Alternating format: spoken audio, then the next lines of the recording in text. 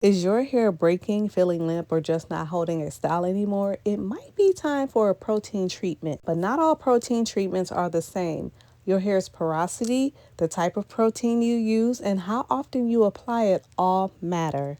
Today, I'm breaking down everything you need to know about protein treatments, including the difference between plant-based and animal-based proteins, how to tell if your hair needs protein, and which protein treatments work best for your hair type. So, what exactly is a protein treatment? Protein treatments are designed to strengthen the hair shaft by filling in gaps in the cuticle caused by chemical processing, damage such as heat damage, mechanical damage, or environmental stress. Since our hair is made up of keratin, a protein treatment helps reinforce that structure, making hair stronger and more resilient. It can be tricky sometimes knowing whether or not you need a protein treatment, but here are some signs. Your hair feels limp, mushy, or overly soft when wet.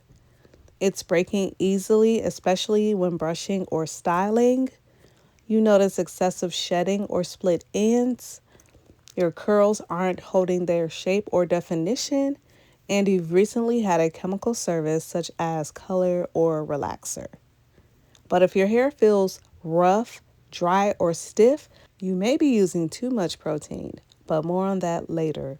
Not all protein treatments are created equal, and you may have had a bad experience with protein if you did not choose one suited for your hair's porosity, because your hair's porosity determines how well it will absorb and retain protein and moisture. So let's break it down. Low porosity hair has tightly closed cuticles, making it resistant to absorbing protein. Low porosity hair needs lightweight, hydrolyzed proteins that won't cause buildup. Protein isn't needed as often with low porosity hair, but it can help with occasional strengthening.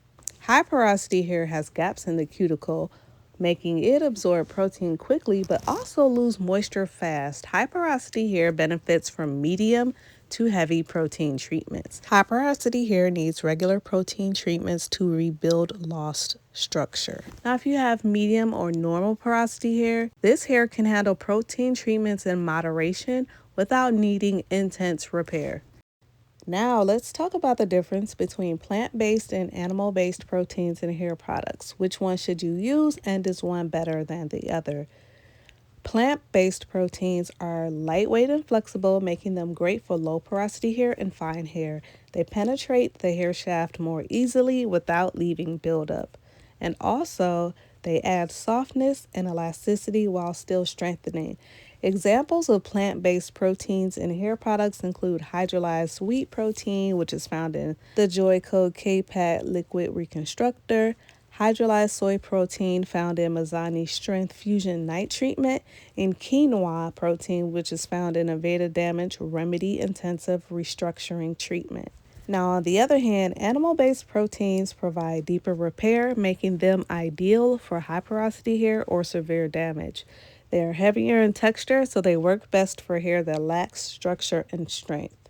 They also help with bond rebuilding after chemical treatments. Examples of animal-based proteins in hair products include hydrolyzed keratin, which is found in the Apogee two-step protein treatment, collagen protein found in Redken Extreme Strength Builder Plus, and hydrolyzed silk protein, which is found in Design Essentials Bamboo and Silk Strengthening Treatment.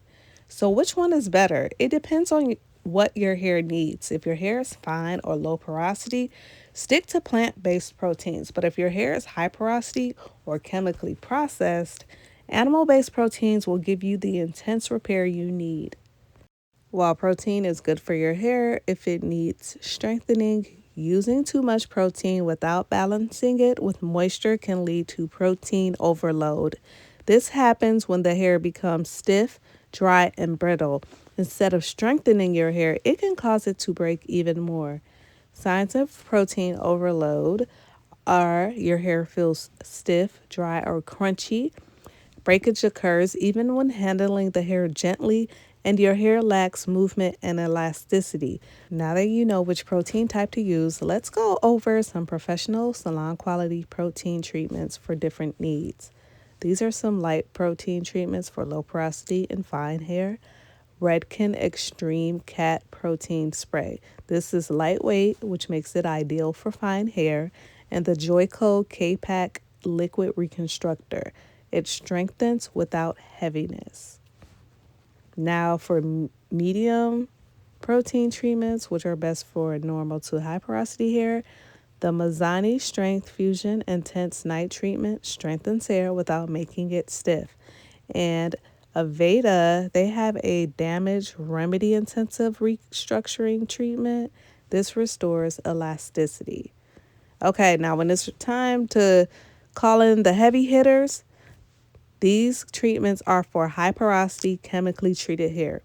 The Apogee two-step protein treatment. This treatment is for intense repair and extreme breakage. I feel like this treatment is used by everyone in general, regardless of porosity, because it's so readily available. And this is when the negative experiences come into play, because it's definitely not a treatment you would use for low porosity hair or even hair that is not extremely damaged. Another heavy-duty protein treatment would be the Joico K-Pack Reconstructor, not to be confused with the liquid one.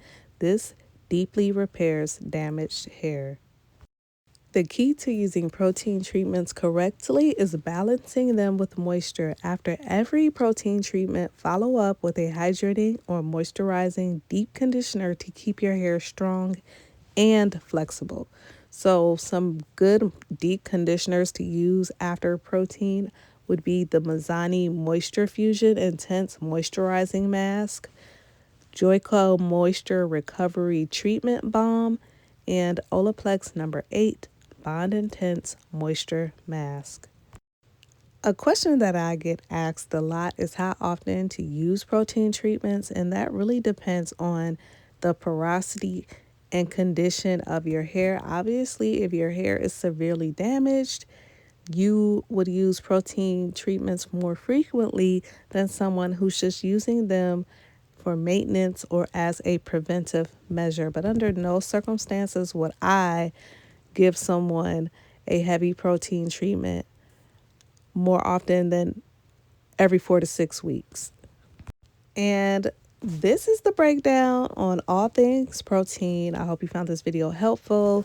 Do me a favor, if you have any questions that you would like to have featured in a future video, be sure to leave them in the comments below.